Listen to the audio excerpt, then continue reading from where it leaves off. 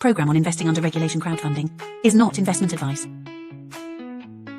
Rising with the crowd, power unbound, change makers lead where hope is found.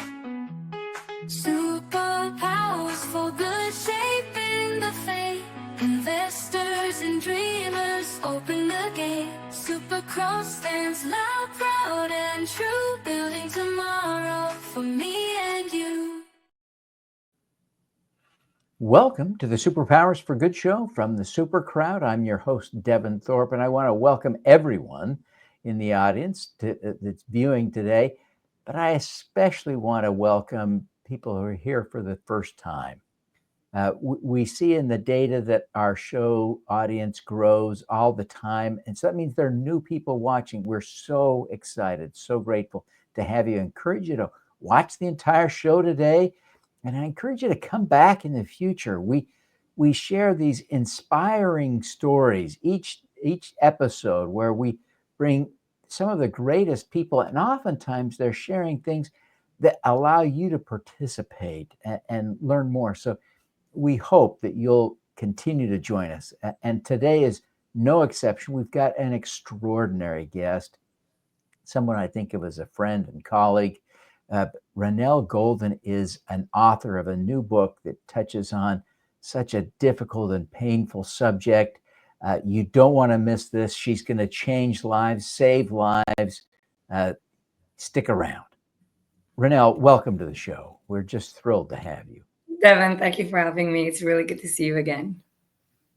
Ronel, your new book, The Getting Out Guide, deals with creating a plan, an actionable plan for helping people who are suffering from domestic abuse to find a path out and escape.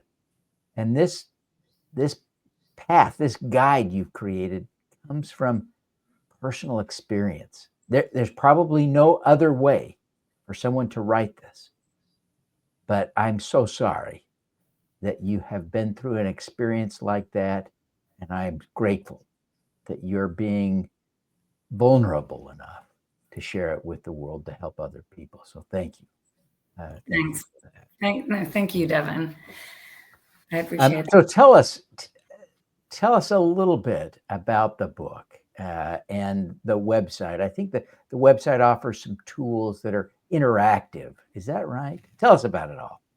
Well, the website is definitely, a process, and it will be built out more over time. I think one of the main things that we've started adding is resources for people who are in domestic violence, intimate partner violence, family violence, or other abusive relationships.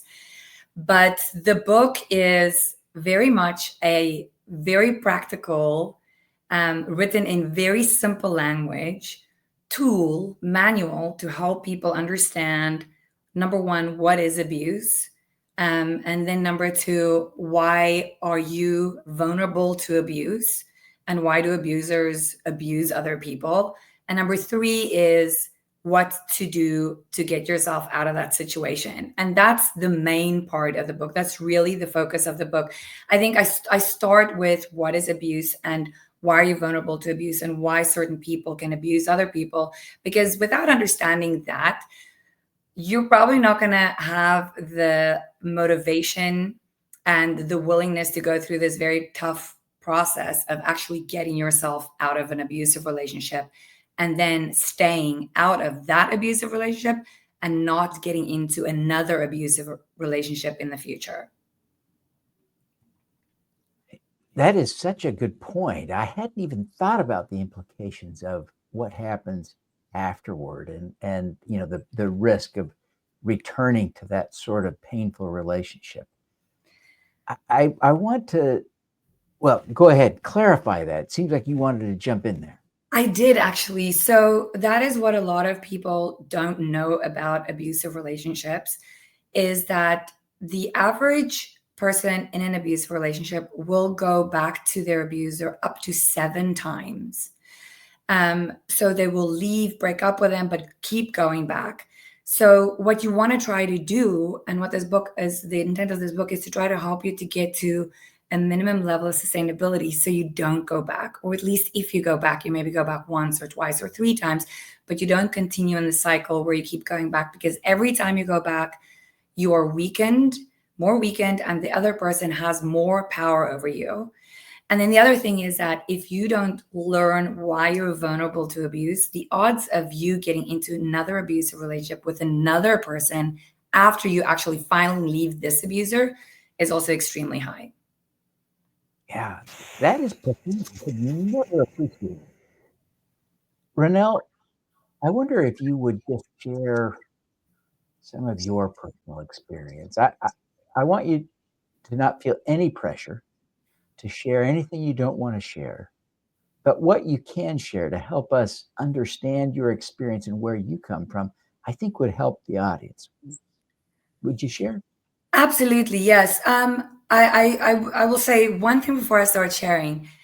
Abuse is extremely traumatic. And yes, there are many emotions attached to thinking about your abusive experience or abusive relationships. However, I think with time, when you really do the work and you focus on the work, and especially the mental health work, eventually when you start talking about it, you're no longer that person. You've grown out of that person. So while it is still traumatic to think about it and to imagine that that could happen to a human being in general, a lot of those feelings eventually are not as much on the surface, and don't harm you as much when you speak about it. I also think speaking about it is really important, because that's also how you get to that point where it's easier to talk about it. And as you said, sharing is one of the most important things we can do. So like many other women, I met a person, and many other men and many other people in LGBTQ relationships. I met a person who was very kind to me, built me up, mirrored a lot of my experiences, told me how incredible I was, and made me feel extremely safe and secure. Over time, that person started isolating me more and more from my loved ones, my friends, even my work colleagues, using different types of tactics, telling me that, they're trying to control me. They don't truly love me. They are envious of me, whatever it was. So I became more and more isolated, and this person had more and more control over my every thought, every day's activities, every single thing I did.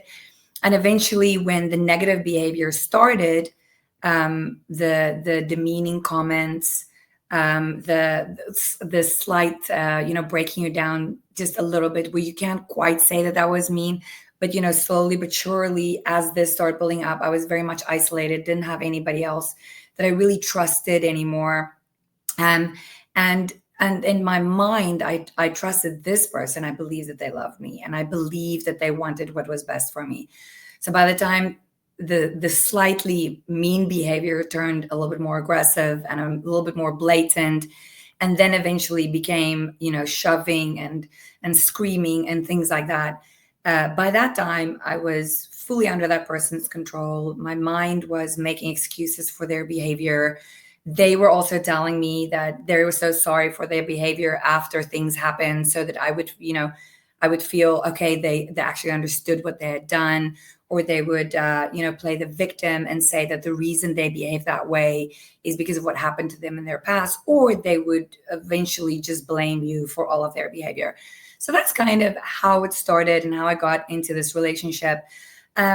Most abusive relationships, many, I don't want to say most, but many abusive relationships will never include physical violence. You can be abused by your partner your entire life without that person ever lifting a finger against you, because abuse starts with mental control. So control over your mind, and your mind controls all of your behavior. So everything you think, feel, say, and do.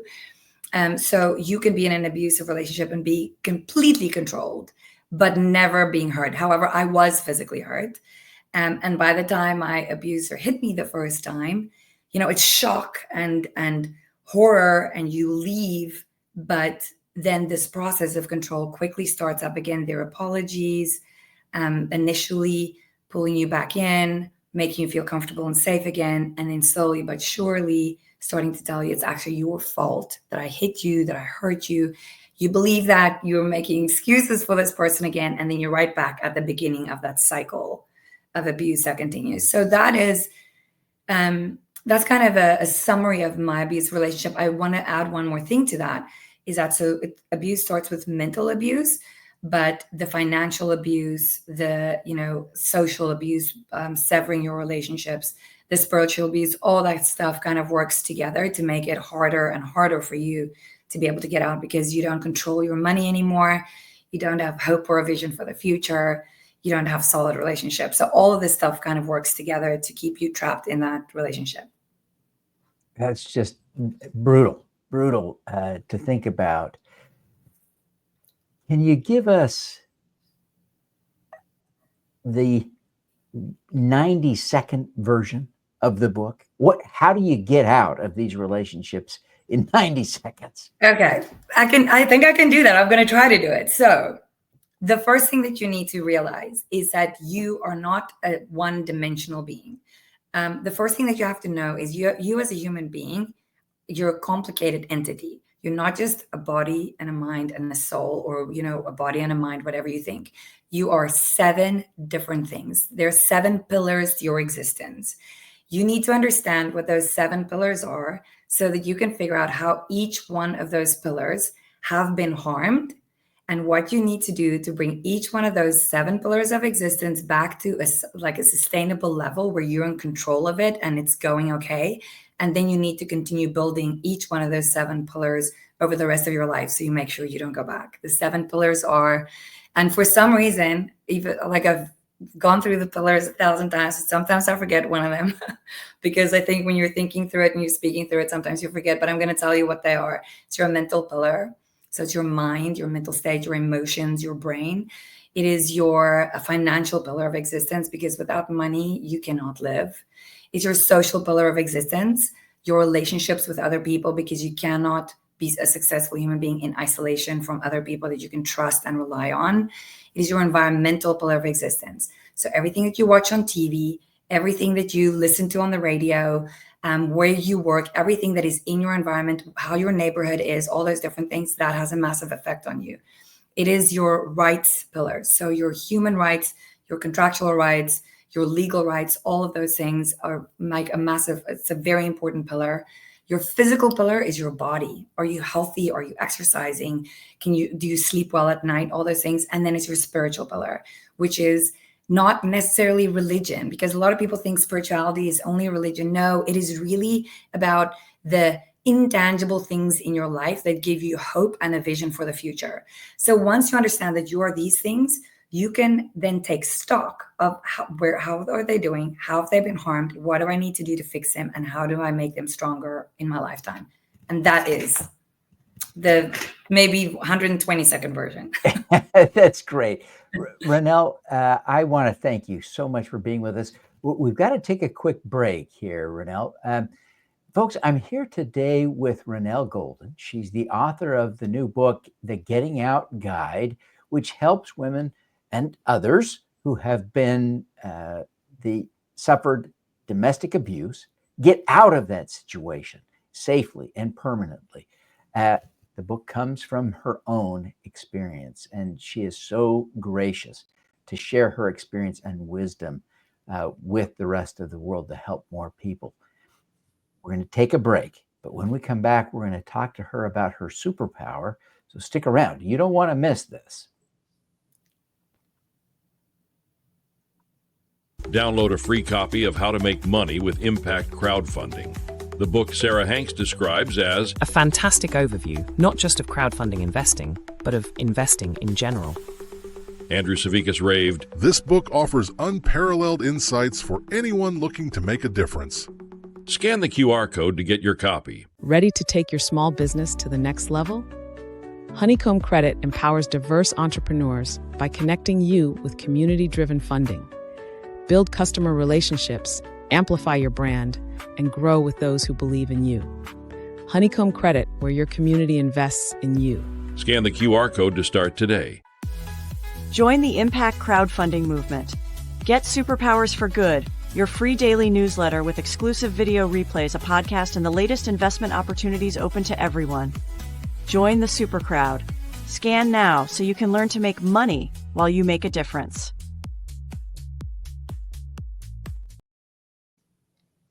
Welcome back to the Superpowers for Good show from the Super Crowd. I'm your host, Devin Thorpe, and we're here today with Ronel Golden, the author of The Getting Out Guide.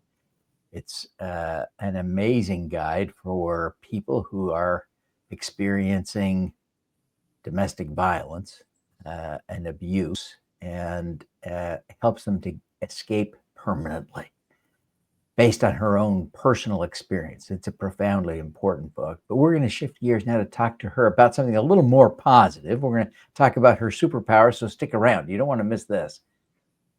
Ronel, thank you so much for being with us.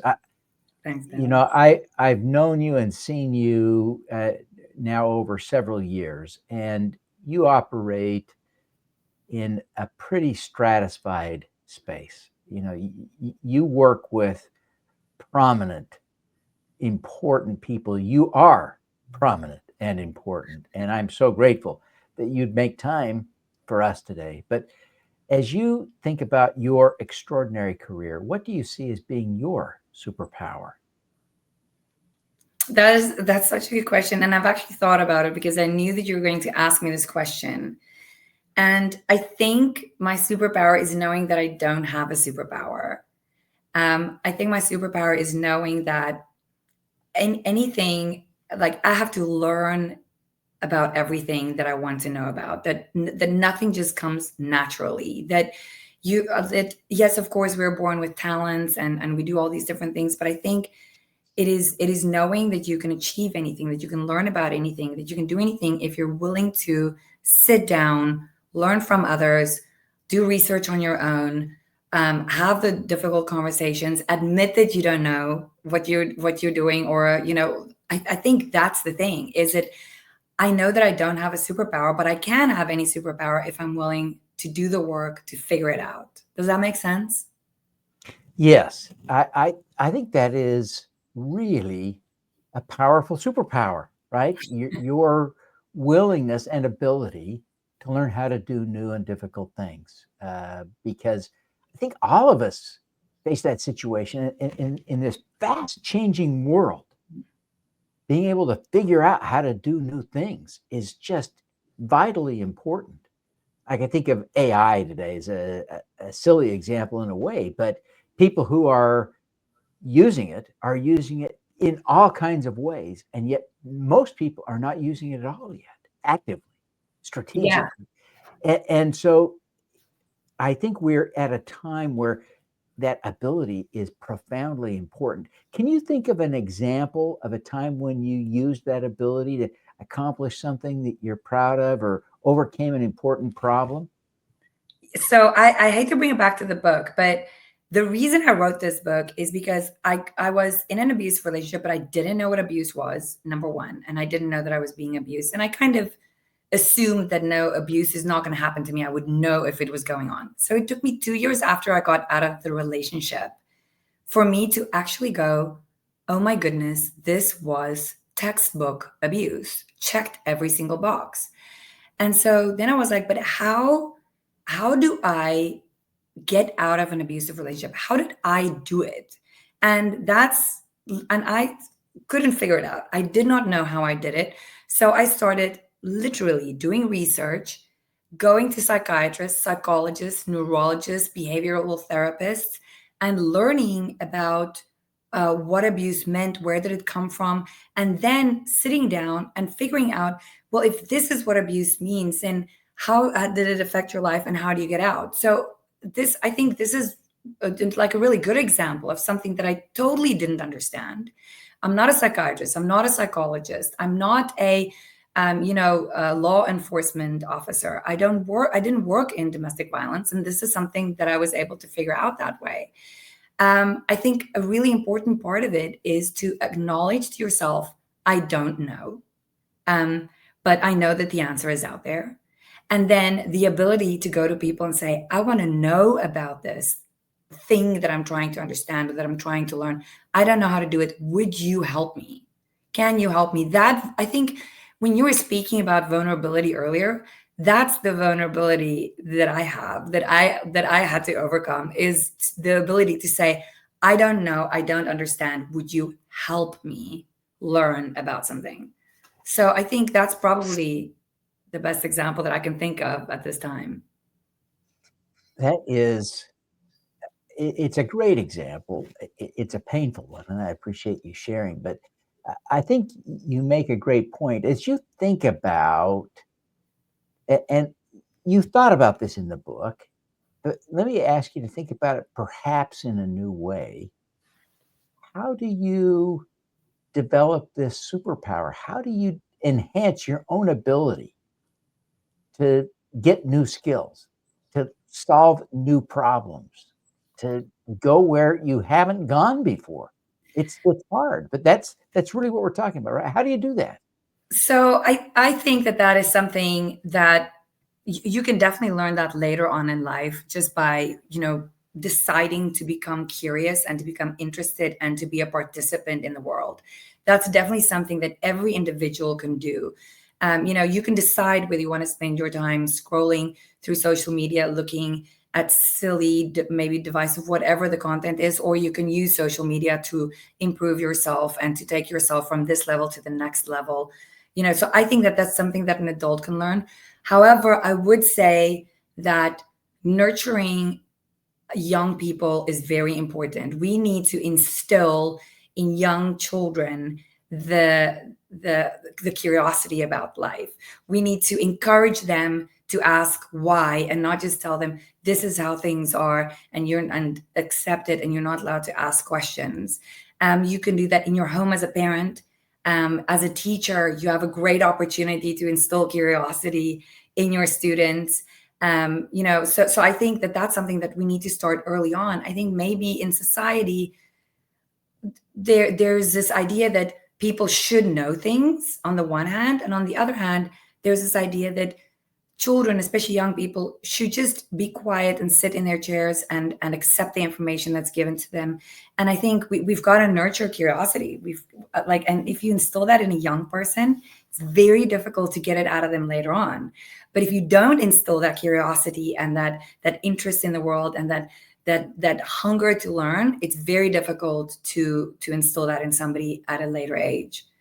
So I think that's probably an important thing. The other thing that I would say is, my careers, I was an investment banker, and I was a business owner, and I worked for a family office, and I did many different things. But everywhere that I worked with a diverse group of people, and especially like you mentioned now. And so I because of the curiosity that was instilled in me, I wanted to kind of become a master of my clients, of their interests, of what they do.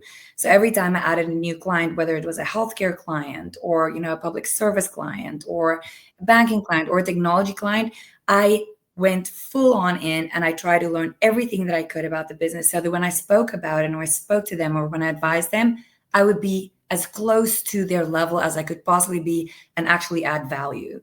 So I think, the nurturing at home, my parents, allowing me to say why all the time until they wanted to pull their hair out of their head, all the way to like the career path that I followed, that was kind of non-traditional career path.